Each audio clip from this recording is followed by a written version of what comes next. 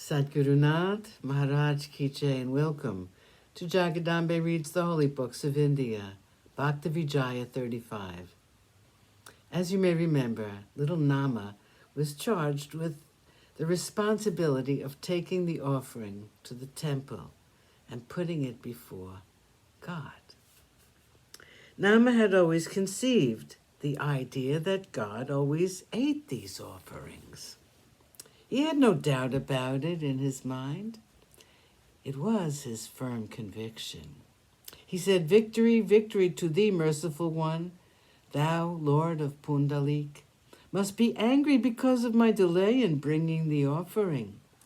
But Damaji, thy Bhakta, has gone early to the market and has sent me here to present this offering of food. If thou dost not eat this offering of food, my mother will be angry with me. What wrong have I done, O Lord of the world, that thou dost not eat this offering of food?" Nama had no question in his mind as to how a stone image could eat. Therefore, he began to sob aloud and said, "O God, eat this offering."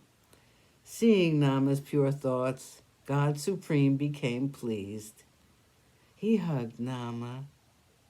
God manifested his love by eating the offering which Nama had brought.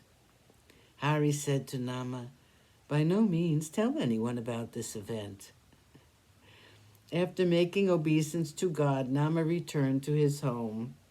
His mother said to him, "Whom did you give the offering to?"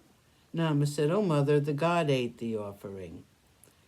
Now next day, Damaji returned from the market. After inquiring of his mother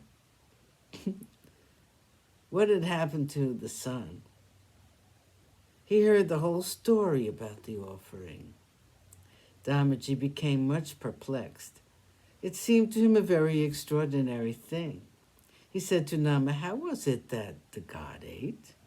Let us both go to the temple and show me what took place." They took with them the materials for worship, and both came to the great door of the temple. There they bowed to the Savior of the world and began at once to worship. They worshipped the god with the 16 forms of worship, and fittingly offered incense and lights.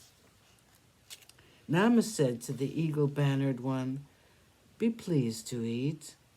The god said to Nama, "Damaji has come with you. I shall never appear to his sight. I will meet with you." Nama said to God, "Thou art a deceiver. Thou sayest thou wilt not meet with my father? Thou seemest to me, O God, to use deception." Hearing Nama's remark, the life of the world began to laugh. He gave Damaji a sight of him and ate the offering. The father said to Nama, "You have been born in my family line. Therefore God in his love has given me this vision."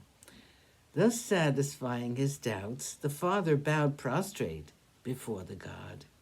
He took Nama by the hand and returned to their home. He told the whole story to his wife. The Lord of Heaven truly ate the offering. We must no longer call Nama a relative, because he is God's Bhakta. Gonai then said, "God has mercy upon you and gave you a son, though born in an unnatural way."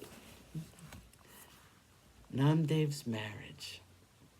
Thus, with their doubts settled, they bestowed great love on Nama. After searching for one who would be a helpmate, he was married. When Nama was growing up, he had a son. For the naming of the child on the 12th day, the life of the world himself brought gifts. Gonai said to God, "Nama has now a son. What shall I give him for his name, O God? Tell me." Listening to what she said, the life of the world replied, "Call him Narayan and play with him in love and joy." The Brahmins were then invited, both men and women, and the Punya Havachan then began. Sadhgurunath Maharaj Ki Jai. Thank you for coming. I hope you come again.